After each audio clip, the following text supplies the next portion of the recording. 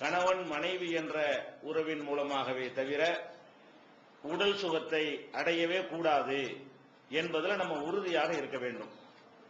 இப்படி யாரெல்லாம் குடும்பத்திற்கு விசுவாசமாக ஒழுக்கமாக இருக்கிறார்களோ அவர்களுக்கு மறுமையில் கிடைக்கக்கூடிய பல அந்தஸ்துகளிலே ஒரு பகுதியை நேற்று பார்த்தோம். அதனுடைய தொடர்ச்சியாக நபிகள் நாயகம் ஸல்லல்லாஹு அலைஹி வஸல்லம் அவர்கள் ஒரு சம்பவத்தை நமக்கு சுட்டிக்காட்டுகிறார்கள். இந்த சம்பவம் முந்தைய சமுதாயத்திலே நடந்த ஒரு சம்பவம். நபிகள் நாயகம் ஸல்லல்லாஹு அலைஹி வஸல்லம் காலத்திற்கு முன்னால் நடந்த ஒரு சம்பவத்தை அல்லாஹ்வுடைய தூதர் அவர்கள் நமக்கு எடுத்துச் சொல்கிறார்கள். அந்த சம்பவம் என்னவென்று சொன்னால், 3 பேர் பிரயாணம் பண்ணி சென்று கொண்டிருக்கிறார்கள். அவர்கள் பிரயாணம் செய்து போய்கொண்டிருக்கும் பாலைவனம் பிரயாணம் செய்து போய்கொண்டிருக்கும் பொழுது மழை பெய்ய ஆரம்பிக்கிறது. மழையிலிருந்து தப்பிப்பதற்காக அருகில் உள்ள ஒரு மலை குகையிலே போய் அவர்கள் தஞ்சம் அடைகிறார்கள். மழை விட்டவன வெளியே வந்துடலாம் என்று தஞ்சம் அடைகிறார்கள். உடனே சற்று நேரத்தில் மேலே இருந்து ஒரு பாறை உருண்டு வந்து அந்த குகையுடைய வாசல் அடைச்சிருது. பாறை வேகமாக உருண்டு வந்து குகையுடைய, இது ரசூல் ஸல்லல்லாஹு அலைஹி வஸல்லம் சொன்ன சம்பவம், இது கட்டுக்கதை கிடையாது. அல்லாஹ்வுடைய தூதர் வஹி அடிப்படையில் நமக்கு சொல்லி தந்த ஒரு நிகழ்ச்சி. அப்ப ஒரு பாறை உருண்டு வந்து குகையுடைய வாசல் அடைச்சி விடுகிறது.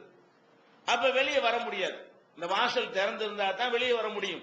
குகைனா ஒரு சின்ன ஓட்டை இருக்கும், அது வழியா நுழைஞ்சு உள்ள போயிட்டாங்க. அப்ப இந்த பாறை அடைச்ச உடனே 3 பேரும் அந்த பாறையை தள்ளினாலும் தள்ள முடியல, அவ்வளவு பெரிய பாறை.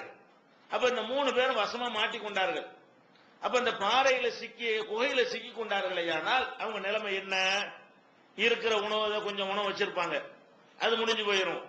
கொஞ்சம் தண்ணி வச்சிருப்பாங்க, அதுவும் முடிஞ்சு போயிடும். அப்புறம் காத்து கூட நல்ல காத்து கிடைக்காது. ஏசில அடைச்சு வச்சிருந்தாலும் ஏசில நமக்கு நல்ல காத்து கிடைத்து விடுகிறது. அவங்க குகையில சிக்கி கொண்டவர்களுக்கு நல்ல காற்று இருக்காது, தண்ணி இருக்காது, உணவு இருக்காது, இறந்து போயிடணும். அந்த நிலைக்கு வந்துட்டாங்க. எல்லாருமே என்ன முடிவு கொண்டாங்க? சத்தம் போட்டாலும் வெளியே வழங்காது. ஏன்னா வெட்ட வெளியில உள்ள ஒரு குகைக்குள்ள ஊரே இருந்தா கூட சத்தம் வெளியே போவாது.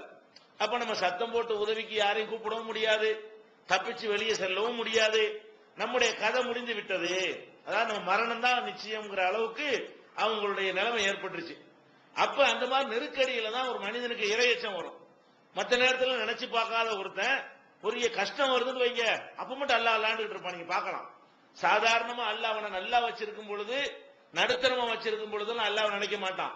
பயங்கரமான பாரதூரமான ஒரு பிரச்சனை ஏற்பட்டு நாளைக்கு பெரிய பிரச்சனை ஆயிரும், அந்த மாதிரி வந்து தண்டனை கொடுத்துருவான், கோர்ட்ல தீர்ப்பளிக்க போறான், இப்படிங்கிற ஒரு நிலைக்கு ஒருத்தன் வந்தான்னு வைங்க, ராத்திரி பூரா அல்லாஹ் அல்லாண்டுகிட்டு இருப்பான். நல்லா இருக்குமோ அல்லாஹ் மறந்துடுவான். அப்ப இந்த 3 பேரும் வசமா மாட்டிக்கொண்ட உடனே அவங்களுக்கு இறை நினைவு வருகிறது. என்ன பண்றாங்க? நம்ம வேற வழியே கிடையாது. இப்ப இந்த எந்த மனுஷனையும் உதவிக்கு கூப்பிட முடியாது, நம்மளும் இந்த பாறையை உருட்டி தள்ளிட்டு வெளியே போகவும் முடியாது. இப்ப நம்ம அல்லாஹ்விடத்தில் என்ன செய்வோம்? துஆ செய்வோம் என்று அவங்களுக்குள்ள 3 பேரும் ஆலோசனை செய்து அல்லாஹ்விடத்துல துஆ செய்ய முடிவெடுக்கிறாங்க. எப்படி துஆ செய்ய முடிவெடுக்கிறாங்க தெரியுமா? நம்ம வாழ்க்கையில 3 பேரும் பேசிக்கொள்றாங்க, நம்ம வாழ்க்கையில அல்லாஹ்வுக்கு செஞ்ச சில காரியங்கள் இருக்கத்தான் செய்யும். பல காரியங்கள் நம்ம செய்யறோம், சிலதுல முகஸ்துதிக்கு செஞ்சிருப்போம், ஒரு பெருமைக்கு செஞ்சிருப்போம். ஆனா நம்மளே சந்தோஷப்படக்கூடிய, இதுல எந்த எதிர்பார்ப்பும் இல்லை, நிச்சயமா இது அல்லாஹ்வுக்கு தான் செஞ்சோம் அப்படின்ற சம்பவங்கள் எல்லார் வாழ்க்கையிலும் இருக்கும். எந்த ஒரு மனிதன் பெருமைக்கு செய்யக்கூடிய ஒரு மனுஷனா இருந்தா கூட உனக்கு வாழ்க்கையில அல்லாஹ்வுக்கு ஒண்ணு செஞ்சிருப்பான்.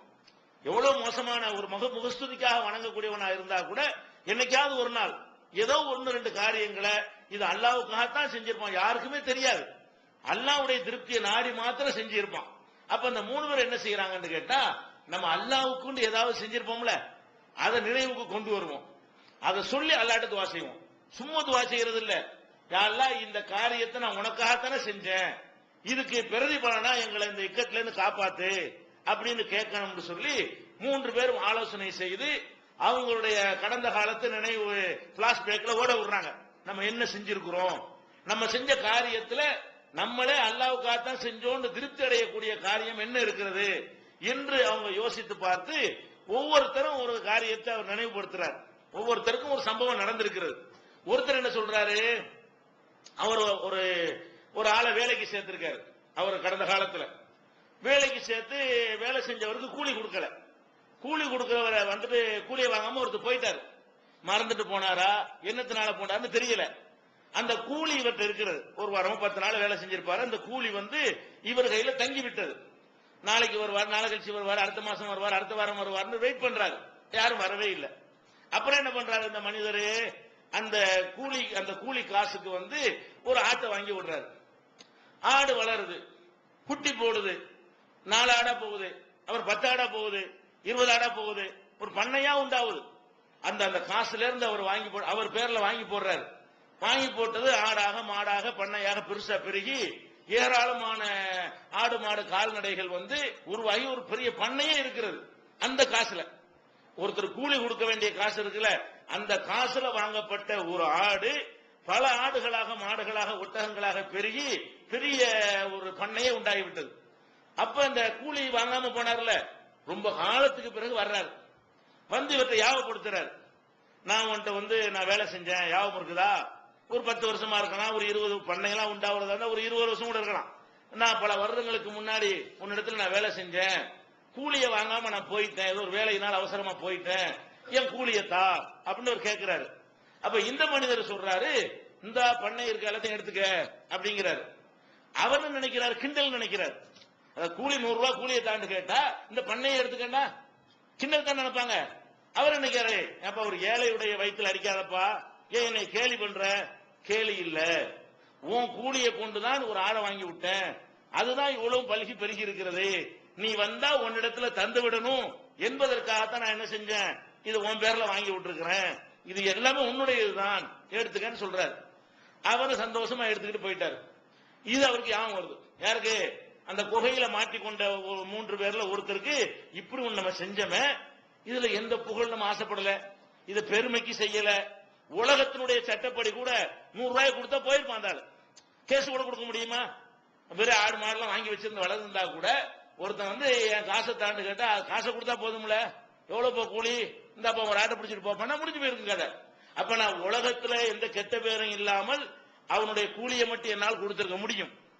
ஆனால் இந்த பணம் என்பது எல்லாரையும் பாதிக்கக்கூடிய இந்த பணம் என்னைய பாதிக்கல. எதுக்காக பாதிக்கல? நீ ஒருத்தன் பார்த்துக்கிட்டு இருக்கிற, இது அவனுக்கு வெளியூர்காரன் யாருன்னு தெரியாது. 4 பேர் கூட்டமா கூட கூட்டிட்டு நியாயம் கேட்க முடியாது. அவனுக்கு பக்க பலமா போலீஸ் ராணுவம் கோர்ட் ஒண்ணுமே கிடையாது. அவன் யாரோ ஒருத்தன், அவனுக்கு கொடுக்க வேண்டிய கூலியை கொடுத்தால் போதும். ஆனா நான் என்ன செஞ்சேன், இந்த பணம் காசு ஆடு பண்ண எதுவும் என்னை பாதிக்கல. எனக்கு உன்னுடைய அச்சம் தான் வந்தது. இது நம்முடையது இல்லை, அவனுடைய காசுல வாங்கி போட்டோம். இது எவ்வளவு வளர்ந்தாலும் அவனுக்கு உரியது என்ற எண்ணத்துல நீயத்துல இதை வாங்கி போட்டு விட்டோம். அப்ப வளர்ந்த பிறகு நம்ம மாறிடக்கூடாது. அதனால இறைவா, நான் உனக்காகத்தான் இதை நான் செஞ்சேன், உனக்காகத்தான் நான் செஞ்சேன் என்று நீயும் அறிந்தால், அவர் அல்லாஹ் விஷயத்தில் அடிச்சு சொல்லக்கூடாதுல்ல, அது இறைவா என்னை பொறுத்த வரைக்கும் என்னுடைய மனசாட்சி பிரகாரம் இது நான் உனக்காகத்தான் செஞ்சிருக்கிறேன், நீனும் அப்படி நினைத்தால் உனக்காகத்தான் நான் செஞ்சேன், ஒரு பெருமைக்கோ புகழுக்கோ அவனுக்கு பயந்துகிட்டோ வேற எதுக்கு நான் செய்யல என்று நீ விளங்கினால், இந்த குகையில் மாட்டிருக்கிறோம்ல, இந்த சிக்கல்ல இருந்து எங்களை காப்பாத்து அப்படிங்கிறார் ஒருத்தர். சொன்னோட என்ன ஆகுதுன்னா, அந்த குகையை மூடி இருந்த பாறை ஒரு அளவுக்கு லேசாக கொஞ்சம் விலகுகிறது. காத்து வருது, வெளிச்சம் வருது, ஆனா ஆளுக்கு வெளியே வர முடியாது.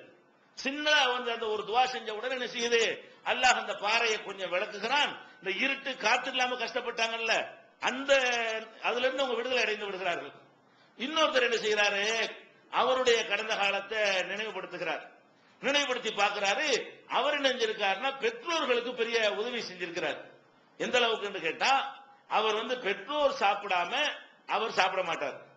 என்னைக்கு இருந்தாலும் சரி, தாய் தகப்பனார் சாப்பிட்டால் மட்டும்தான் அடுத்து தானோ தன் மனைவியோ தன் மக்களோ சாப்பிட வேண்டும் என்பதை ஒரு கொள்கையா வைத்திருந்தார்.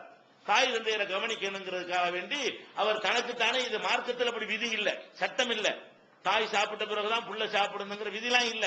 ஒரு மனிதர் நல்லது செய்வதற்காக தனக்குத்தானே இந்த கண்டிஷனை போட்டுக் கொள்ளலாம். நம்ம அப்பதான் தாயை கவனிப்போம், டெய்லி சாப்பிடலான்னு கேட்போம். நம்ம பாட்டுக்கு சாப்பிட்டோம்னா தாயார் சாப்பிட்டது நமக்கு தெரியாது, தகப்பனார் சாப்பிட்டாரு நமக்கு தெரியாது. அவங்க சாப்பிட்ட பிறகுதான் நான் சாப்பிடுவேன் ஒரு பழக்கத்தை வச்சிருந்தா தெரிஞ்சிடும். சாப்பிட்டாங்கன்னு முதல் கேட்டுட்டு தான் சாப்பிடாம சாப்பாடுல கை வைப்போம். அப்ப நம்ம பெற்றோர்கள் சாப்பிட்ட பிறகுதான் நம்ம சாப்பிடணும், இதுல எந்த குறையும் செய்யக்கூடாதுங்கிறதுக்காக வேண்டி நானாக இப்படி ஒரு ரூலை வைத்துக் கொண்டேன். என்னைக்கு நான் சாப்பிடுறத உட்கார்ந்தாலும் சரி, அம்மா சாப்பிட்டாங்களா வாப்பா சாப்பிட்டாங்கன்னு கேட்பேன். சாப்பிட்டாங்கன்னு சொன்னாங்க நான் சாப்பிடுவேன். இதையும் நான் வழக்கமாக வைத்திருந்தேன். ஒரு நாள் வேலையெல்லாம் செய்து விட்டு நான் வரும்போது தாமதமாகி விட்டது. வந்தா தாய் தந்தையர் தூங்கி விட்டார்கள் சாப்பிடாமையே. ஏன்னா அவங்க ஒரு சாப்பாடு அவர் தான் கொண்டு வர்றார், பால் கறந்து இரவுல பாலை குடிச்சிட்டு படுத்துருவாங்க. அந்த பால் தான் உணவாக இருக்குங்கிற அடிப்படையில் கொண்டு வரும்போது பெற்றோர் தூங்கிட்டாங்க. இவர் என்ன செய்யறாரு, பக்கத்தில் உட்கார்ந்துருக்காரு. பெற்றோர் தூங்குறது நம்ம எப்படி எழுப்புறது? தூக்கம்ங்கிறது ஒரு பெரிய கிஃப்ட் தானே. தூங்குற ஆட்களை எழுப்புனா பாதி பேருக்கு பிடிக்காது, கோவம் வரும். தூக்கம்ங்கிறது ஒரு பெரிய அல்லாஹ்வுடைய ஒரு அருள். அதுவே சாப்பாட்டுக்கு மேல சிறந்ததா இருக்கும். சில நேரங்கள்ல தூக்கம்ங்கிறது சாப்பாட்டெல்லாம் மிஞ்சின ஒரு சுகமாவும் இருக்கும். அப்ப அவங்க என்ன செய்யறாரு, மகன் பிள்ளைகள்லாம் சாப்பாட்டுக்கு அழுவுது, சாப்பாடு கொடுக்காம அது தூங்க வைக்கிறாரு. பெற்றோர் எந்திரிச்ச உடனே அவங்களுக்கு கொடுப்போம், நம்ம எழுப்பக்கூடாது. பாலை வச்சுக்கிட்ட உட்கார்ந்து இருக்கிறார் இவர் தூங்காம.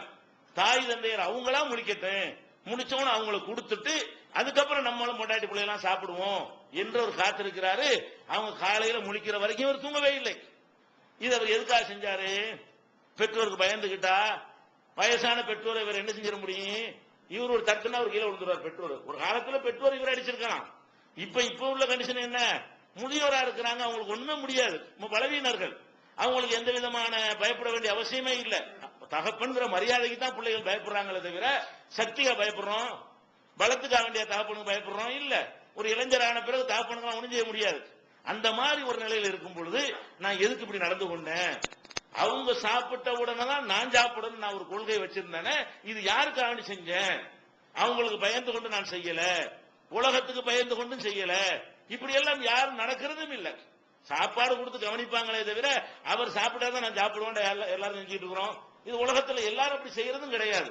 அப்ப நான் எனக்கு நானே இப்படி ஒரு நல்ல விஷயத்தை விதியாக்கி கொண்டிருந்தேன். இறைவா, இது உனக்காக நான் செஞ்சேன். நான் அன்னைக்கு பூரா என் பிள்ளைகளும் சாப்பிடல, என் மனைவியும் சாப்பிடல, நானும் சாப்பிடல. அவங்க முழிக்கிற வரைக்கும் நான் வெயிட் பண்ணி இருந்து முழிச்ச பிறகு என்ன சாப்பிட்டோம்னு சொல்றாரு. இது அல்லாஹ், இறைவா நான் இதை செய்தது என்னை பொறுத்த வரைக்கும் உனக்காகத்தான் செஞ்சேன். உன்னுடைய பயத்தினாலதான் இதை செஞ்சேன். உன்னுடைய பரிசு ஆசைப்பட்டு தான் நான் செஞ்சேன். மறுமையில எனக்கு பரிசு கொடுப்பேன், தாய் தந்தரை கவனிச்சதுக்காக வேண்டி எனக்கு பரிசு தருவேன்னு சொல்லிட்டு இதை நான் செஞ்சேன். நீ அப்படி நினைத்தால் நான் உனக்காகத்தான் செஞ்சேங்கிறது நானே ஜட்ஜ்மெண்ட் பண்ண முடியுமா? நம்ம அல்லாஹ்வுக்காக செஞ்சேன்னு நினைக்கக்கூடிய பல காரியங்கள் ஏதாவது மிக்ஸ் கலந்திருந்தா நம்ம கண்டுபிடிக்க முடியாது, அல்லாஹ் கண்டுபிடிச்சிருவான். நம்ம என்னமோ கரெக்டா செஞ்சு நினைச்சிருப்போம். ஆனா அல்லாஹ் அதுக்கு மேல உள்ள ஊடுருவி பாக்குறவனா இருக்கிறதுனால அதுல ஏதாவது ஒரு கலப்படம் இருந்துச்சுன்னு வைங்க, கரெக்டா அவன் கண்டுபிடிச்சிருவான்.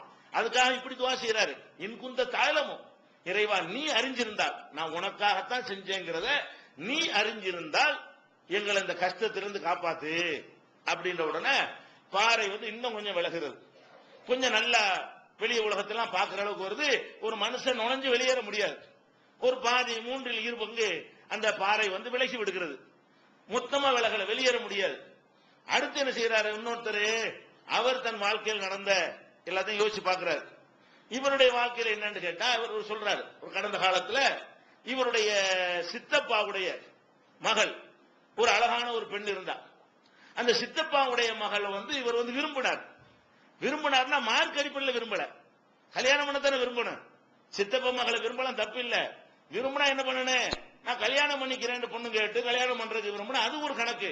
இவர் கல்யாணம் இல்லாமலே தப்பாக அந்த பெண்ணை விரும்புறாரு.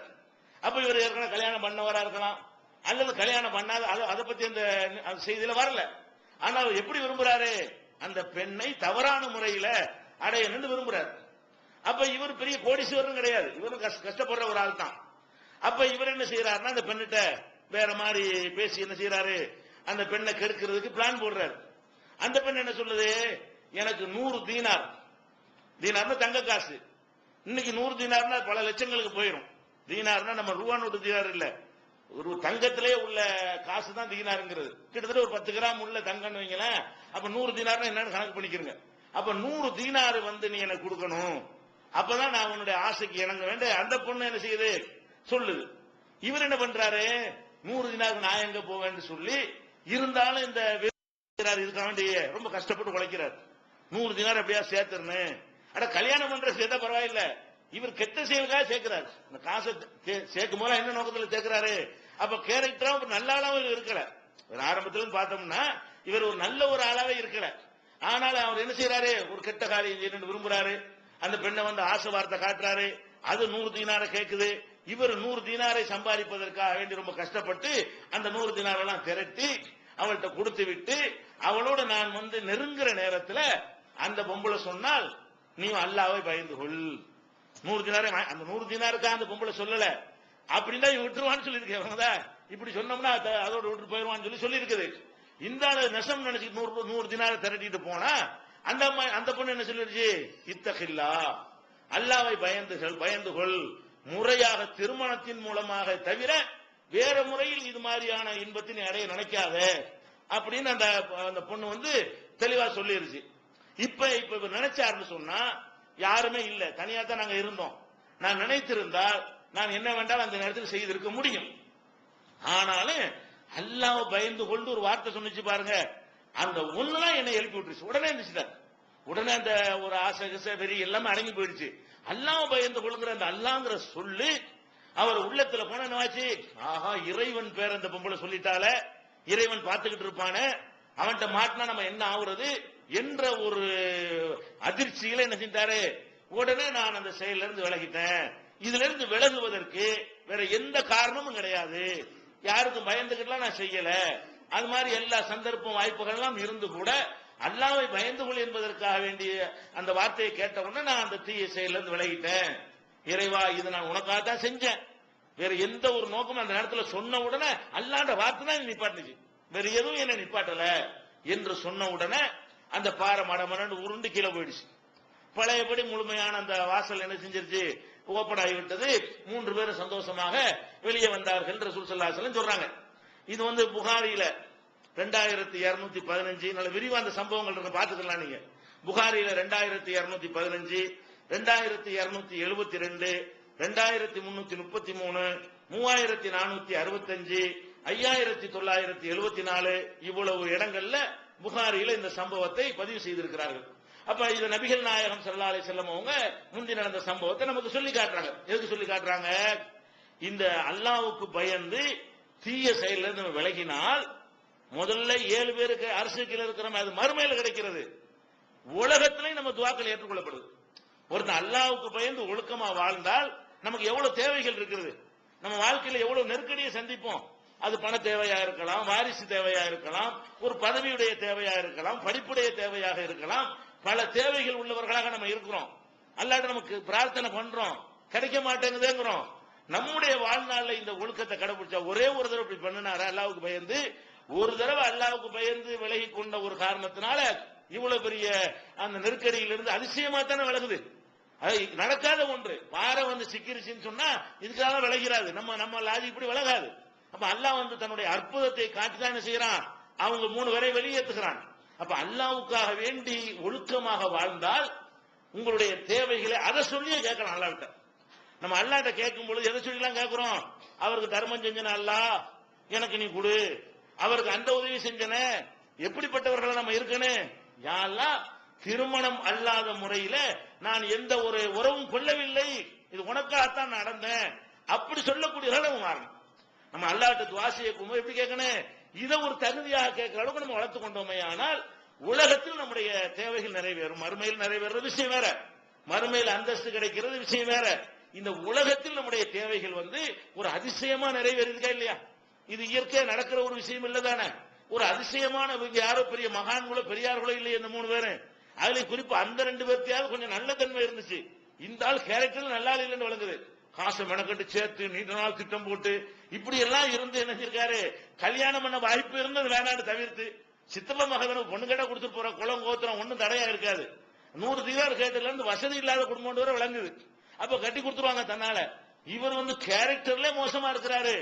ஆனாலும் இந்த ஒழுக்கத்துல அல்லாஹ்வை பயந்து கண்ட உடனே அவருக்கு அந்த எண்ணம் ஓடி போச்சு. பாத்தீங்களா, அதுக்கு அல்லாஹ் கொடுத்த கிஃப்ட் என்ன, அவ்வளவு பெரிய நெருக்கடியில இருந்து அல்லாஹ் காப்பாத்துகிறான், அவ்வளவு பெரிய சிக்கல்ல இருந்து அல்லாஹ் அவர்களை காப்பாத்துகிறான். அப்ப நம்ம வாழ்க்கையில என்ன செய்யணும், இந்த மாதிரி நம்முடைய தன்மைகளை பாதுகாத்துக் கொள்ள வேண்டும்.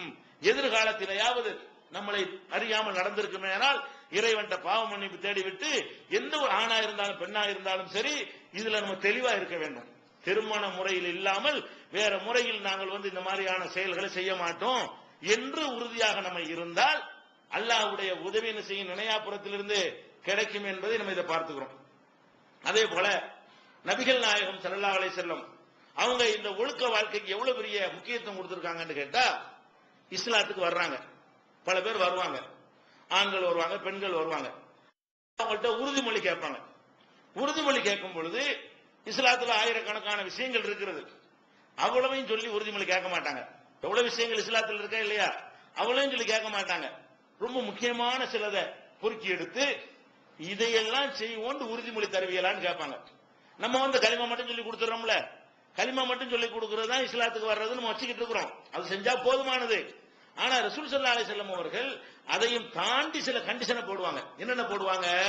இஸ்லாத்துக்கு யாரா வந்தாங்கன்னு கேட்டா, பாயூனி அலா அல்லா துஷ்ரிகு பில்லாஹி ஷைஆ, அல்லாஹ்வுக்கு எதையும் இணை கற்பிக்க மாட்டோம் என்ற உறுதிமொழியை தாருங்கள் கேட்பாங்க. வர்றவங்கள்ட்ட அல்லாஹ்வுக்கு எதையும் நாங்க ஷிர்க் வைக்க மாட்டோம் அதை கேட்பாங்க. அதே மாதிரி வலா தஸ்ரிகு, திருட மாட்டோம், திருடுவது முக்கியம், அடுத்தவங்களுடைய ஹக்கு இருக்குல்ல, அதனால திருட மாட்டோம் என்று உறுதிமொழி கேட்பாங்க. அடுத்து வலா தஸினு, நாங்கள் விபச்சாரம் செய்ய மாட்டோம் என்ற உறுதிமொழியை கேட்பாங்க. அதே மாதிரி வலா தக்துலு அவுலாதக்கும், உங்களுடைய பிள்ளைகளை நீங்கள் கொல்லக்கூடாது. பிள்ளைய கொல்ற செயல் அந்த காலத்துல இருந்தது. பொம்பளை புள்ள பிறந்துருச்சுன்னு சொன்னா உசுரோட கொண்டே பேசி போடுவாங்க. அது அந்த மக்கள் தான் திரும்பி இப்ப இஸ்லாத்துக்கு வந்திருக்கிறாங்க. பழைய நிலை தொடரக்கூடாது என்பதற்காக வேண்டி குழந்தைகளை கொல்ல மாட்டோம் உறுதிமொழி தரணும். அதே மாதிரி வலா தஅத்தூன பி புஹ்தானின் தஃப்தரூனஹு, நீங்கள் இட்டு கட்டிய அவதூறுகளை யார் மீது சொல்லக்கூடாது. எந்த ஒரு மனிதன் மீதாவது ஆண் மீதோ பெண் மீதோ சொல்றதா இருந்தால் இட்டு கட்டி என்ன செய்யக்கூடாது, அவதூறு சொல்லக்கூடாது. இந்த மாதிரி நீங்க அதே மாதிரி நான் கட்டளையிடக்கூடிய நல்ல காரியங்களை நீங்கள் எடுத்து நடக்க வேண்டும். இவ்வளவு உறுதிமொழி வாங்குவாங்க. இதெல்லாம் நம்ம வாங்க முடியாது, அல்லாஹ்வுடைய தூதர்ங்கிற முறையில் அவங்க தான் அந்த மாதிரி பையத்து வாங்க முடியும். நமக்கு அந்த ரைட்லாம் கிடையாது, நம்மளே அதே காரியத்தை செய்யக்கூடியவர்களாக இருக்கிறோம். அல்லாஹ்வுடைய தூதர் முறையில அந்த தூதர் அந்தஸ்துனால அல்லாஹ்ட்ட கொடுக்கிற உறுதிமொழியை ரசூல்ட்ட கொடுக்குறாங்க. ஏன்னா அல்லாஹ்வுடைய தூதரா இருக்கும்போது தூதர்ட்ட செய்யற உறுதிமொழி அல்லாஹ் செஞ்ச உறுதிமொழி மாதிரி அல்லாஹ் குர்ஆன்ல சொல்லி காட்டுறான். இன்னல்லதீன யுபாயிஉனக இன்னமா யுபாயிஉன அல்லாஹ், யார் வந்து உன்னிடத்தில் உறுதிமொழி தர்றாங்களோ அவங்க அல்லாஹ்ட்ட உறுதிமொழி தர்றார்கள். இதெல்லாம் அல்லாஹ்ட்ட தான் நம்ம செய்யற இந்த உறுதிமொழியை. இறைவா திருட மாட்டோம், இறைவா கொலை செய்ய மாட்டோம், மனுஷன் போயிட்டு கையெடுத்துட்டு திருட மாட்டோம் கொலை செய்ய மாட்டோம் அவன் அல்லாஹ்வுடைய தூதர் மாதிரி ஆகிட்டதாயிரும். இந்த உறுதிமொழி மனுஷன் செய்யக்கூடாது, தூதர்ட்ட செய்யலாம். அப்ப ரசூல் ஸல்லல்லாஹு என்ன செய்யறாங்கன்னு கேட்டா, இந்த வரக்கூடிய மக்கள்கிட்ட உறுதிமொழி எடுக்கும் பொழுது இதை மென்ஷன் பண்ணி சொல்றாங்க. இந்த 5 காரியம் தான். 5 காரியத்துல ஒரு காரியமாக எதை குறிப்பிடுறாங்க? விபச்சாரத்தை குறிப்பிடுறாங்க. எத்தனையோ ஜகாத் இருக்குது, தொழுகை இருக்குது, நோன்பு இருக்குது, பல முக்கியமான வணக்கங்கள் இருக்கிறது. அதுகளை பற்றி எல்லாம் பையத்துல உறுதிமொழியில கேட்காம என்ன பண்றாங்க? இணை கற்பிக்க கூடாது, திருடக்கூடாது, விபச்சாரம் பண்ணக்கூடாது, அவதூறு சொல்லக்கூடாது, நல்ல காரியங்கள் கட்டுப்பட்டு நடக்கணும் என்று ரசூல் ஸல்லல்லாஹு அலைஹி வஸல்லம் அவங்க உறுதிமொழி வாங்குவார்கள். யாரு வந்தாலும் இந்த உறுதிமொழி வாங்கிடுவாங்க. அப்ப இந்த எதுக்குன்னு கேட்டா இது முக்கியத்துவம் வாய்ந்தது இஸ்லாத்துல. இந்த ஒழுக்கமாக நடத்தல் என்பது அல்லாஹ்விடத்துல உறுதிமொழி கொடுக்க வேண்டிய அளவுக்கு முக்கியமான ஒரு விஷயம். இந்த குடும்பம் சிதையக்கூடாதுங்கிறதுக்காக வேண்டி இஸ்லாம் இதையும் வலியுறுத்துகிறது. இது வந்து நீங்க புகாரில் நிறைய இடத்துல வருகிறது. புகாரில 18வது ஹதீஸ்ல நீங்கள் பார்க்கலாம் இந்த சம்பவம் இடம்பெற்றிருக்கிறது. ரசூல் ஸல்லல்லாஹு அலைஹி வஸல்லம் உறுதிமொழி எடுப்பார்கள் என்பது. அதே மாதிரி நீங்க திருமறை குர்ஆனை எடுத்து பார்த்தீர்களேயானால் பல இடங்கள்ல அல்லாஹ் வந்து இந்த விபச்சாரத்தை பற்றியும் ஒழுக்கக்கேடுகளை பற்றியும் அருவருப்பான இந்த செயலை பற்றியும் ரொம்ப பல இடங்கள்ல கடுமையாக கட்டளையிட்டு கண்டிக்கிறான். வலா தக்ரபுல் ஃபவாஹிஷ மா லஹர மின்ஹா வ மா பத்தன், நீங்கள் இந்த அசிங்கமான செயல்களை நெருங்காதீர்கள், செய்யாதீர்கள் சொல்லல. மற்றதெல்லாம் செய்யாதீங்கன்னு சொல்லுவாங்க. இந்த அசிங்கமான காரியத்தை பொறுத்த வரைக்கும் நெருங்கிறாதீங்க. மா லஹர மின்ஹா வ மா பத்தன், அதுல வெளிப்படையா தெரியுத அதையும் செஞ்சிடாதீங்க, கொஞ்சம் அந்தரங்கமா உள்ளது இருக்குத அதையும் செஞ்சிடாதீங்க அப்படின்னு சொல்லி அல்லாஹ் என்ன செய்யறான்? திருமறையில கட்டளை எடுக்கிறான். விபச்சாரத்தை செய்யறதுங்கிறது வெளிப்படையா உள்ளது, அதுக்கு தகுந்தவாறு பேச்சுகளை பேசுறது, அசிங்கமான வார்த்தைகளால் கொடுத்து சம்பந்தம் இல்லாத கணவன் மனைவி எவ்வளவு நாள் பேசிட்டு போயிடலாம், அது ஒரு விஷயம். அது இல்லாத முறையில வந்து அந்நிய ஆண்களோட அந்நிய பெண்களோட இந்த மாதிரியான பேச்சுக்களை பேசுவது வந்து அது வந்து ரொம்ப அந்தரங்கமான வெளிப்படையானது இல்லை. அப்ப அந்த மாதிரியான காரியங்களையும் நீங்க என்ன செய்யக்கூடாது? நெருங்கிறாதீங்க என்று அல்லாஹ் கட்டளை எடுக்கிறான். அந்த ஒழுக்க கேட்ட செய்யவும் கூடாது, நெருங்கவும் கூடாது.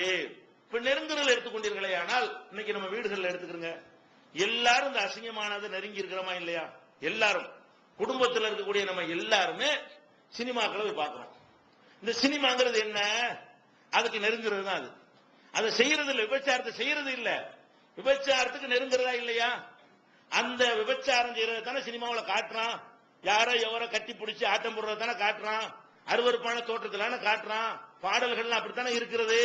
அதை பார்த்து ரசிகள்னா நீங்க ஒரு ஸ்டெப் நெருங்கிட்டீங்கன்னு அர்த்தம். அடுத்த ஸ்டெப் நம்ம என்னவா ஆகும்? ஏன் நம்மளே செஞ்சா என்னன்னு தான் நம்ம நினைப்போம். முதல்ல அடுத்தவன் செய்யறத பார்த்து அது வெறுக்கு அருவருப்பா நமக்கு இல்லை, அது பார்த்து ரசிக்கத்தக்கதாக நம்முடைய மனம் மாறிவிட்டது என்று சொன்னால் நாமே அதை செஞ்சா என்னன்னு வருமா வராதா? இன்னைக்கு கெடுத்து சமுதாயம் குட்டிச்சவரா போனதுக்கு என்ன காரணம்? இந்த விபச்சாரங்களுக்கு அசிங்கமான காரியங்களை செய்யாதீங்கன்னு சொல்றானே தவிர நெருங்காதீங்கன்னு சொல்ல மாட்டேங்கிறான். இஸ்லாம் ஒண்ணுதான் என்ன பண்ணுது? லா தக்ரபு, நெருங்காத, கிட்ட கூட போவாத. அதை செய்யாம இருக்கிறது பத்தாது, நெருங்கித்தான் செஞ்சிருவ. இன்னைக்கு எல்லா விதமான கேடுகள் அதிகரிப்பதற்கே காரணம் என்ன? இந்த பாடல்களை உட்கார்ந்து எல்லாரும் பார்க்கிறோம். யார் பார்க்கிறோம்? மக, அண்ணன், தம்பி, அப்பன் எல்லாம் உட்கார்ந்து ஒன்னா உட்கார்ந்துக்கிட்டு அந்த ரெட்ட அர்த்தம் தரக்கூடிய அந்த பாட்டை கேட்கிறோம். அந்த அசிங்கமான சேட்டைகள், உடல் சேட்டை இருக்குல்ல, அதை பார்த்து ரசிக்கிறோம். இதுல எந்த விதமான வெறுப்பே வரமாட்டேங்குது. இப்படி செஞ்சா நம்ம புள்ள செஞ்சா அதை ஒத்துக்குருவோமா? இந்த மாதிரி நம்ம தங்கச்சி போய் செஞ்சா ஒத்துக்குருவோமா? இந்த மாதிரி நம்ம தம்பிக்காரன் ஒருத்தியோட இப்படி ரோட்ல போய் ஆட்ட மாட்டாம ஒத்துக்குருவோமா? எதை நம்ம அருவருக்கத்தக்க நினைக்கிறோமோ அதைத்தான் அதை காட்டணும். ஆனால் நம்ம அதை செய்யல, நெருங்கி இருக்கிறோம். அந்த கேடுகட்ட செய்யல, நம்ம ஒன்னும் செய்யல, நெருங்கி இருக்கிறோமா இல்லையா? அதை நம்ம மாற்ற முடிய மாட்டேங்குது. டக்குனு சேனலை மாத்திரணுமா இல்லையா? விளம்பரங்கள் நியூஸ் பார்த்தா கூட அந்த மாதிரி காட்சியை கூட நுழைச்சு போடுறாங்க. சரி, டக்குனு மாத்திரணுமா இல்லையா? நம்ம அதை உட்கார்ந்து கொண்டு ஒரு அருவருப்பு இல்லாம அதை அழகா உட்கார்ந்து ரசிச்சுக்கிட்டு இருக்கோம். கொஞ்சம் கூட உறுத்தல் வர மாட்டேங்குது. அப்ப எப்படி உங்கள்கிட்ட அந்த வெக்கம், ரோசம் இதெல்லாம் எப்படி நம்மள்ட்ட இருக்கு? அதுக்குதான் அல்லாஹ் என்ன கண்டிக்கிறான்? லா தக்ரபு, நெருங்காதீங்க. அதே மாதிரி விபச்சாரத்தை பத்தி சொல்லும் போது கூட விபச்சாரம் செய்யாதீங்கன்னு சொல்லாம அல்லாஹ் என்ன செய்யறான்னு கேட்டா, லா தக்ரபு ஜினா, விபச்சாரத்தை நெருங்கிறாதீங்க. நெருங்குறேன்னா என்ன? இது மாதிரியா பார்த்து ரசிக்கிறது நெருங்குறது, கொலைய பேசுறது நெருங்குறது, கொஞ்சிறது நெருங்குறது. அது சம்பந்தம் இல்லாதவங்கள்ட்ட, மனைவிட்ட கொஞ்சம் கணவன்கிட்ட கொஞ்சிக்கலாம். சம்பந்தம் இல்லாத ஒரு பெண்ணிட்ட போய் கொஞ்சினா என்ன அர்த்தம்? நெருங்கினீங்கன்னு அர்த்தம். சம்பந்தம் இல்லாத ஒரு ஆண்ட போய் கொஞ்சி பேசினா அதுக்கு நெருங்கிட்டு ஒரு ஸ்டெப் முன்னாடி போயிட்டு அர்த்தம். கடைசியில் அதெல்லாம் போய் விழ முடிய போகிறது.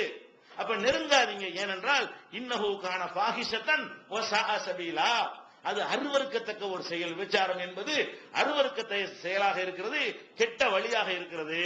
17வது சூராவுல 32வது வசனத்தில் அல்லாஹ் இதை சொல்லி காட்டுகிறான்.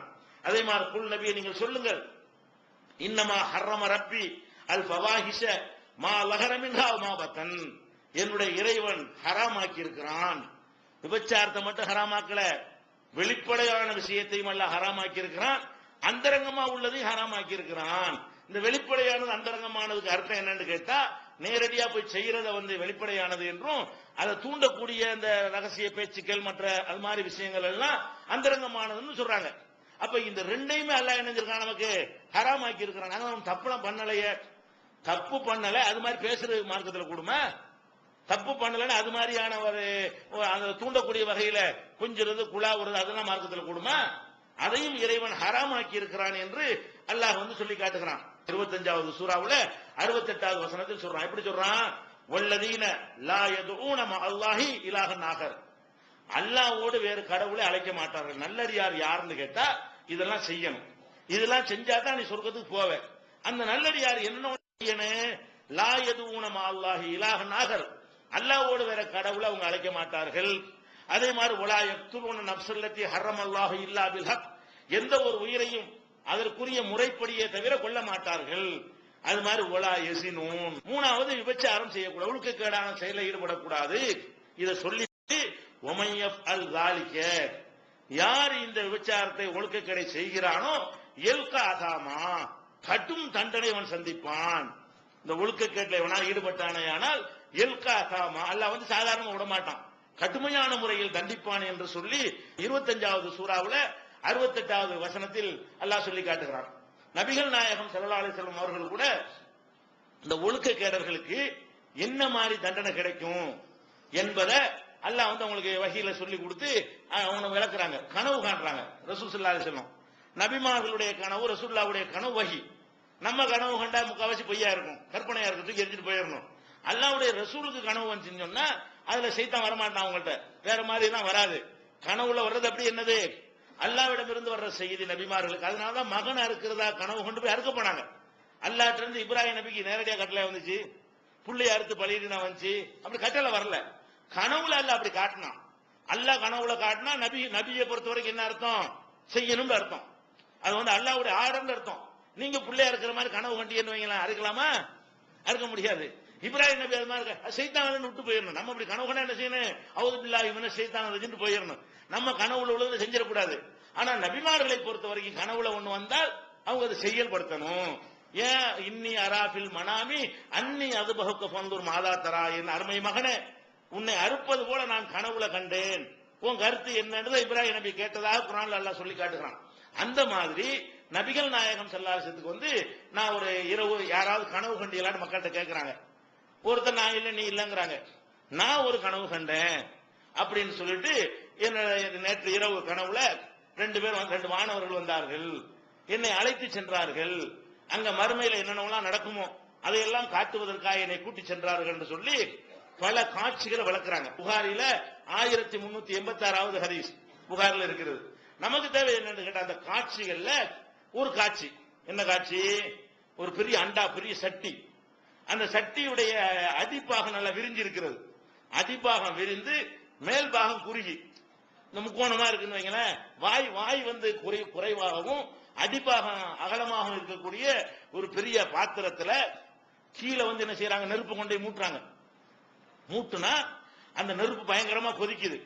கொதிச்சவன என்ன ஆகுதுன்னு கேட்டா பொங்கி, என்ன பொங்கி வருதுன்னு பார்த்தா ஆம்பளை நிர்வாணமான ஆம்பளை பொம்பளைமா பொங்கி இப்படி மேல வர்றாங்க. நெருப்பு கொண்டே விட்டவுன உள்ள யார போட்டிருக்கான்ல, சில ஆண்களையும் பெண்களையும் நிர்வாணமா உள்ள போட்டிருக்கிறான். அந்த நெருப்பு கொண்டே கீழே வச்சவுன அது கொதிக்கும்ல, அந்த கொதிப்புடைய அளவு எவ்வளவுன்னு கேட்டா நுர பொங்குற மாதிரி. யார் பொங்குறா, மனுஷன் பொங்குறான். அவ்வளவு வெப்பம் அது. அப்படி சொல்றாங்க. மனுஷன் பொங்கி இப்படி வெளியே வர்றான். டக்குன்னு நெருப்பு உருவுறாங்க. உருவணும்னு கீழே அப்படியே போயிடுறான். மறுபடியும் நெருப்பு கொண்டு வைக்கிறாங்க கீழே. பயங்கரமான நெருப்பை ஹீட்டை கொண்டு வைக்கிறதும் அது மேல அப்படி பொங்குறதும் அதை எடுத்துன்னு வர கீழே வெளியே விழுந்துட முடியாது. அப்ப இவங்களுக்கு ஸ்பெஷல் தண்டனை. இதெல்லாம் யாரு என்று கேட்கிறாங்க கூட்டிட்டு வந்த மாணவர்கிட்ட கனவுலையே. இவங்க தான் விபச்சாரம் ஒழுக்கக்கேடுல ஈடுபட்ட ஆண்களும் பெண்களும். ஒழுக்கக்கேடுல ஈடுபட்ட ஆண்களுக்கும் பெண்களுக்கு இந்த மாதிரியான சிறப்பு தண்டனை நரகத்துல போட்டதை விட நரகத்துல ஸ்பெஷல் தண்டனை இது. இவங்களை வேக வைக்கிறது, வேக வைக்கக்கூடிய ஒரு தண்டனையை கொடுப்பார்கள் என்று அதான் அல்லாஹ் சொன்ன கடும் தண்டனைங்கிறது. யார் இதை செய்கிறானோ எல்கா காமா, கடுமையான தண்டனையை தருவான் சொல்றான குர்ஆன்ல. அத நபிகள் நாயகம் ஸல்லல்லாஹு அலைஹி வஸல்லம் கனவு மூலமாக அந்த தண்டனை விளக்கப்படுறதை பார்க்கிறோம். அப்ப இந்த மாதிரி ஒரு கடுமையான தண்டனைக்குரியதாக இருக்குது. இதை மட்டும் விளங்கிட்டோம்னு சொன்னா குடும்ப வாழ்க்கை இனிக்கும், ஆணுக்கும் இனிக்கும் பெண்ணுக்கும் இனிக்கும், சந்தோஷமா இருக்கும், நிம்மதியாக இருக்கும். இந்த உலகத்துல இந்த குடும்பவியல் சந்தோஷமா இல்லாம போறதுக்கு காரணம் என்ன, இதுல இருந்து தடமாறி போறதுதான் காரணம். நபிகள் நாயகம் சொல்ல போனா நம்ம எல்லாரும் சொர்க்கத்துக்கு போறதுக்கு ஆசைப்படுறோம். சொர்க்கத்துக்கு போறதுக்கு நிறைய காரியங்கள் செய்யணும் வழங்குதா. இருந்தாலும் ஒரு ரெண்டு காரியத்துல மட்டும் நீ கண்ட்ரோலா இருந்துகிட்டேன்னு வையி, உனக்காக வேண்டி நான் பொறுப்புங்கிறாங்க ரசூல் ஸல்லல்லாஹு அலைஹி வஸல்லம். யார் பொறுப்புங்கிறாங்க, சொர்க்கத்துக்கு போறதுக்கு அல்லாஹ்வுடைய ரசூல் என்ன கையை பிடிச்சி இழுத்துட்டு போவேங்கிறாங்க. நான் பொறுப்பு, நான் கேரண்டிங்கிறாங்க. அது என்ன காரணம் அவங்க சொல்றாங்க, மை எல்மனிலி மா பைன லிஹியைஹி வமா பைன ரிஜ்லைஹி அல்மனு லஹுல் ஜன்னா. யார் ஒருத்தர் தன்னுடைய இரண்டு தாடை, நாக்க சொல்றாங்க, இரண்டு தாடைக்கு மத்தியில் இருக்குதே அதாவது நாக்கு, இந்த நாக்கையும் இரண்டு கால்களுக்கு இடையில உள்ளதையும் பொறுப்பாக பேணிக் கொள்கிறாரோ அவருடைய சொர்க்கத்திற்கு நான் பொறுப்பாச்சு. நாக்க ஒழுங்கா பயன்படுது, கண்டது அவதூறு பேசாம, பொய் பேசாம, புழுவா. நாக்குனால எல்லா முசீபத்துமே. நாக்க மட்டும் கரெக்டாக ஊமையா இருக்குன்னு அர்த்தம் கிடையாது. நாக்கு நல்லதுக்கு பயன்படுத்து, கெட்டதுக்கு பயன்படுத்தாத. அல்லாஹ் எதையெல்லாம் அனுமதித்திருக்கிறான் அதுக்கு பூரா நாக்க பயன்படுத்து. அல்லாஹ் தடுத்திருக்கிற காரியத்துக்கு இந்த நாக்க நான் பயன்படுத்த மாட்டேன், அவதூறு சொல்ல மாட்டேன், கோல் சொல்ல மாட்டேன், பொய் சொல்ல மாட்டேன், இந்த மாதிரி அசிங்க ஆபாசமா பேச மாட்டேன் என்று நாக்கை யார் பேணிக் கொள்கிறார்களோ அதே மாதிரி தன்னுடைய கற்பையும் பேணிக் கொள்கிறார்கள். ஆண்களும் பெண்களும் யார் கற்பை பேணிக் கொள்கிறார்களோ அவங்களுடைய வாழ்க்கையில் எத்தனை தப்புகள் நடந்திருந்தாலும் சரி, வேற வேற பாவங்கள் செஞ்சிருந்தாலும் சரி, அவங்களுக்கு யார் பொறுப்பான், ரசூல் ஸல்லல்லாஹு அலைஹி வஸல்லம் சொல்றாங்க, அல்மனுல் ஜன்னா, அவனுடைய ஜன்னத்துக்கு நான் பொறுப்பு. ரசூலுல்லாஹ் சொல்றாங்க நான் பொறுப்பு, அவங்கள சொல்ல முடியுமா? இது இப்படி அவங்க பொறுப்பாளியா? அல்லாஹ் சொல்லித்தான் சொல்றாங்க. நீ சொல்லுன்னு சொல்லாம சொல்ல முடியாது. அப்ப அல்லாஹ் என்ன செய்யறான், இந்த மாதிரியான உள்ளத்துக்கு ரசூலுல்லாஹ் பொறுப்பேற்றுக் கொண்டார்களே, ஆனா அர்த்தம் என்ன, அல்லாஹ் பொறுப்புன்னு அர்த்தம். அப்ப அல்லாஹ்ட்ட கேட்காம சுயமா நானாச்சு உங்களை சொர்க்கத்துக்கு கொண்டு போறதுக்கு ரசூலுல்லாஹ் சொல்ல முடியுமா? சொல்ல முடியாது. ஆனா சொன்னாங்கன்னு என்ன அர்த்தம், அல்லாஹ் அறிவிச்சு கொடுத்திருக்கிறான், இந்த ரெண்டு விஷயத்துல ஒழுங்கா இருக்க சொல்லு, நீ புடிச்சு கொண்டே சொர்க்கத்தை விட்டுருவ, அதுக்கு நானாச்சுன்னு அல்லாஹ் சொல்லி இருக்கிறான். அல்லாஹ் சொல்லாம ரசூல் ஸல்லல்லாஹு அலைஹி வஸல்லம் சொல்ல முடியாது. இது புகாரியில 6708வது ஹதீஸாகவும் 6474வது ஹதீஸாகவும் பதிவு செய்யப்பட்டிருக்கிறது. அப்ப நம்ம சொர்க்கத்தை அடையணும்னு ஆசைப்படுறோம். மஹ்ஷர்ல விசாரணை துன்யாவுல இத ஒழுங்கா நடந்து கொண்டால் துஆக்கள் அங்கீகரிக்கப்படுற நன்மை கிடைக்கிறது. அதே மாதிரி மறுமையில போய் விசாரணை நடக்கும்போது அரிசி கீழே நம்ம இருக்க போறோம். அதுக்கப்புறம் சொர்க்கத்துக்கு போகணும்ல, அரிசில இருந்து விசாரணை நடக்கும் பொழுது தீர்ப்பு நரகம் என்ன ஆகுறது, அப்படி ஆகுமாண்டு ஆகாது. ஏன், அது ரசூலுல்லாஹ் பொறுப்பேற்றுக் கொண்டார்கள். இந்த மாதிரி ஒழுங்கா நடந்தேன்னு சொன்னா சொர்க்கமும் கன்ஃபார்ம் ஆகி போயிடுது. இல்லன்னு சொன்னா சட்டில வச்சு என்ன செய்யணும், வேக வைக்கிற தண்டனை கிடைக்கும். அந்த மாதிரி உள்ள எல்லா அம்சத்தையும் கலந்து இஸ்லாம் சொல்லி தந்து விடுகிறது. அப்ப இந்த மாதிரி விஷயத்துல நம்ம என்ன செய்யணும், ரொம்ப கேர்ஃபுல்லாக இருக்க வேண்டும். இன்னும் சொல்ல போனால் ரசூல் ஸல்லல்லாஹு அலைஹி சொல்றாங்க, இந்த மேட்டர் இந்த ஒழுக்கக்கேடை பொறுத்த வரைக்கும் எவனும் 100% சுத்தம் கிடையாதான் ரசூலுல்லாஹ் சொல்றாங்க. பண்ணிட்டானா ரசூலுல்லாஹ் சொல்றாங்க. ஏன்னா உங்களுக்குள்ள பல விஷயங்கள் வரும். நம்மளும் பல நேரத்தில் பொம்பளை பார்த்து ரசிக்கிறோம், அப்படி பார்க்காம நம்ம இருக்கலையே, பலவித எண்ணங்கள் வரத்தானே செய்யுது. இப்பெல்லாம் நம்ம நினைக்கிறோம்ல. இத ரசூல் ஸல்லல்லாஹு அலைஹி வஸல்லம் சொல்றாங்க, அல்லாஹ் விதியில எழுதிட்டானா. என்ன எழுதிட்டானா, எல்லா மனுஷனும் விபச்சாரத்தை செய்யாம இருக்க மாட்டான், ஒரு மனுஷன் கூட விபச்சாரத்தை செய்யாம இருக்க மாட்டான் என்று அல்லாஹ் விதியில எழுதிட்டான். அப்படின்னு சொல்லிட்டு அதுக்கு அர்த்தம் என்ன இல்ல, நேரடியா ஆணு பெண்ணு சேருவாங்கன்னு அர்த்தம் கிடையாது. அதுக்கு அர்த்தம் என்னன்னு கேட்டா, ஒரு கண்ணாலையா செஞ்சு விடுவான், காதாலையாச்சும் செஞ்சு விடுவான், வாயாலே, அதாவது கண்ணால சில அசிங்கத்தை பார்த்து அவன் அந்த விபச்சாரத்துடைய பங்கு அடையாமல் இருக்க மாட்டான். காதால விபச்சாரத்தை அந்த மாதிரி அசிங்கமான பேச்சுக்களை கேட்டு அதை ரசிச்சு அதன் மூலம் விபச்சாரத்தை செஞ்சவனா இல்லாம இருக்க மாட்டான். அப்படி அது விளக்குறாங்க. அப்படின்னா இன்னல்லாஹ கதப அலா இப்னி ஆதம், ஆதமுடைய மக்கள் மீது அல்லாஹ் விதியாகவே ஆக்கிவிட்டான். என்னத்தை விதியாக ஆக்கிவிட்டான்னா, ஹல்லஹு மினஸினா, இந்த விபச்சாரத்தில் ஒரு பங்கை, ஒரு சின்ன அளவாவது செஞ்சே தீருவான், மனிதன் என்றால் அதை செஞ்சுதான் தீருவான் என்று விதியாக்கி விட்டான். அதற்கதாலிக்கலாம் மகாலத்தை, கண்டிப்பா அதை ஒருத்தன் செஞ்சுதான் தீருவான். ஒரு தடவையாவது என்ன செய்யணும், ஒருத்தன் சொல்றான், நான் எந்த பொம்பளையும் பார்த்து ஆசைப்பட்டதே இல்லையே, பொய், அப்படி சொன்னாது அல்லாஹ் விதியாக்கி இருக்கிறான். அல்லாஹ் விதியாக்கினா இல்லன்னு போய் சொல்ல முடியுமா, அதெல்லாம் இருக்குது இவனுக்குதா. அது அதற்கதாலிக்கலாம் மகாலத்தை, கண்டிப்பா அவன் அடைஞ்சதான் தீருவான், ஒருத்தர் கிடையாது, ரசூலுல்லாஹ் உள்பட. எந்த அளவுக்கு சொல்றாங்க, வேற ஒரு ஹதீஸ்ல ரசூல் ஸல்லல்லாஹு அலைஹி வஸல்லம் வெளியே போறாங்க, ஒரு பெண்ணை பார்த்தோம் அவங்களுக்கு ஒரு மாதிரியா என்ன செய்யறது, அந்த மாதிரி ஒரு பெண்ணு போயிருப்பாங்க போல இருக்கு. அது மாதிரி ஒரு ஆசை வந்தவன உடனே வீட்டுக்கு போய் என்ன செய்யறாங்க, அவங்க அந்த மனைவிட்ட போய் அந்த சந்தோஷமா இருந்து விட்டு மக்களுக்கு சொல்றாங்க, நீங்க வெளியே போகும்போது ஒரு பெண்ணு ஈர்க்கிற மாதிரி நடந்தால் உடனே வீட்டுக்கு போயிருங்க. அது பின்னாடி அந்த குடும்ப வாழ்க்கை சம்பந்தமா வரும்போது விவரமா அதை பேசிக்கிறோம். இப்ப ரசூலுல்லாஹ் அப்படி பார்த்து ஆசைப்பட்டாங்களா இல்லையா, அதை விதியாக்கி இருக்கிறான்ல, அப்படி ஒரு நேரத்தில் வந்துதான் தீரும். ஆனா எப்படி நடக்கணுங்கிறத பிரச்சனை. ஆசைப்பட்டமா கண்ட்ரோல், கடிவாளம் தான் போட முடியும், வராம தடுக்க முடியாது. எவனாச்சும் அந்த மாதிரி ஆசை எனக்கு வராதுன்னு சொன்னா முடியவே முடியாது. வரும், போகும் ஒரு போஸ்டரை பார்த்தா ஒரு மாதிரியா வரும், ஒரு மாதிரியா ஒரு பெண்ணை போனா ஒரு மாதிரியான எண்ணங்கள் வரும், வராம ஒருத்தர் இருக்க முடியாது. யூசுப் நபி என்னாச்சு, யூசுப் நபியே தடுமாற்றாரா இல்லையா, உலகது ஹம்மத்து பிஹி வ ஹம்ம பிஹா, அவரும் அவளை நாடிவிட்டார், அவளும் அவரை நாடிவிட்டார், ரெண்டு பேரும். அதாவது அந்த பெண்ணு யூசுப் நபியை அழைக்கும் பொழுது யூசுப் நபி என்ன பண்றாரு, ஆம்பளைதான் அவரு, அவருக்கு ஒரு மாதிரியா ஒரு எண்ணம் விடுகிறது, அந்த பெண்ணுக்கும் விட்டது. ஆனா கடைசியில் என்னாச்சு, லவ்லா அர்ரா புர்ஹான ரப்பிஹி, அல்லாஹ்வுடைய அந்த அத்தாட்சியை மட்டும் அவர் பார்த்திருக்காவிட்டால் அவர் அவுட் ஆகிருப்பாரு. அந்த நேரத்தில் அவருக்கும் ஒரு மாதிரியான சலனம் அம்மாடி அல்லாஹ் கண்பையில் ஓடியாண்டார். அந்த எண்ணம் வராமையெல்லாம் இருக்கல, எல்லாருந்தாலும் வரத்தான் செய்யும். அது சொல்றாங்க எப்படின்னு கேட்டா, அதற்கதாலிக்கலாம் மகாலத்தை, இதை ஒருத்தன் அடைந்தே தீர்வான். அது என்ன அடைந்து தீர்வது, ஜினல் ஐனி அன்னஹு, கண்கள் செய்கிற விபச்சாரம் என்பது பார்ப்பது. பார்ப்பதுனா பார்க்க கூடாததை பார்ப்பது, பார்க்கத்தகாத விஷயங்களை போய் பார்க்கிறது இருக்குல்ல, அது கண்ணு செய்யற விபச்சாரம். அதே மாதிரி அது அசிங்கமான படத்தை பார்த்தாலும் சரிதான், ஒரு பெண் அழகா கண்ணுடி பார்த்து ஊத்து பார்த்தாலும் சரிதான், ஒரு ஆம்பளை ஊத்து பொம்பளை பார்த்தாலும் சரிதான். இந்த பார்க்கிறதுங்கிறது எது, கண்ணு விபச்சாரம் செய்கிறது. அது மாதிரி ஒரு ஜினல் லிசானி அல் மன்திகு, நாக்கு செய்கிற விபச்சாரம் பேச்சு. நாக்கு மூலமாக அது மாதிரியான கெட்ட பேச்சுகளை பேசும் பொழுது அவன் நாக்கு விபச்சாரம் செய்து விடுகிறது. அதையாச்சும் செஞ்சிருப்பான். நம்ம வாழ்க்கையில ஒரு தடவை பேசணும் இல்லையா பொய்யா தான் இருக்கும். ஒன்னு பார்த்தாச்சு இருப்பான், அல்ல பேசியாச்சு இருப்பான். அவனுங்களா அதே மாதிரி உன் நப்சு தத்தமன்னா ஒரு தஸ்தகி, மனசு அது ஆசைப்படுது. கண்ணு பார்க்குது, வாய் பேசுது, மனசு என்னப்படுது, ஆசைப்படுகிறது. ஆனால் கடைசியாக அந்த உடலுறவுக்கான உறுப்புகள் தான் சத்திப்பு தாளிக்க அதை உண்மையாக்குறது இல்லை பொய்யாக்குகிறது. கண்ணுல பார்த்துட்டியா, அது செஞ்சுதான் தீர்வேன். அதெல்லாம் யாராலையும் தப்பிக்க இயலாது. இது நினைச்சு நீ அரண்டு பயந்துட வேணாம். சரி, நல்லா இப்படிதான் நம்மளை படைச்சு வச்சிருக்கிறான், எல்லா மனுஷனுக்கும் விதியில எழுதிட்டாங்கிறான். விதியில எழுதுன்னு தப்பிக்க முடியுமா? யாராச்சும் வரும், இந்த மாதிரி ஒரு எண்ணம் வரும். ஆனால் என்ன பண்ணணும், என்ன வந்தவுடனே மாடின்னு சொல்லி அதை பொய்யாக்கணும். அதை என்ன செஞ்சிருந்த அந்த வேலை செயல் வடிவம் கொண்டு வராமல் இருப்பதில் தான் நீ வெற்றி பெறுவது இருக்கிறது. எண்ணமே வராம இருக்கிறதுனா முடியாது. எண்ணங்கள் வரத்தான் செய்யும், பார்வைகள் ஏதாவது ஒண்ணு வரும். நம்ம என்ன செஞ்சோம், ரொம்ப கண்ட்ரோலா கேர்ஃபுல்லா நம்ம அதுக்காண்டி வரும் ரொம்ப அலட்சியமா இருந்துடக்கூடாது. கண்ட்ரோலா இருக்கணும். மீறியும் வரும். யூசுப் நபிக்கு வந்த மாதிரி வரும், நபி ஸல்லல்லாஹு அலைஹி வஸல்லம் வந்த மாதிரி வரும். வந்தா என்ன செய்யணும், உடனே உறுதியாக நின்று அதில் தப்பித்துக் கொள்ள வேண்டும் என்றும் நபிகள் நாயகம் ஸல்லல்லாஹு அலைஹி வஸல்லம் அவர்கள் இதை சொல்லி தந்திருக்கிறார்கள். இதெல்லாம் எதுக்கு நம்ம சொல்றோம்னு கேட்டா, இந்த மாதிரியான காரியங்கள்லாம் நம்மளை மறுமை வெற்றி பாதித்து விடும். இன்னும் சொல்ல போனால் இன்னொரு வசனத்துல நல்லா சொல்றான், கத் அஃப்லஹல் மூமினூன், மூமின்கள் வெற்றி அடைந்து விட்டார்கள் அப்படின்னு சொல்றான்.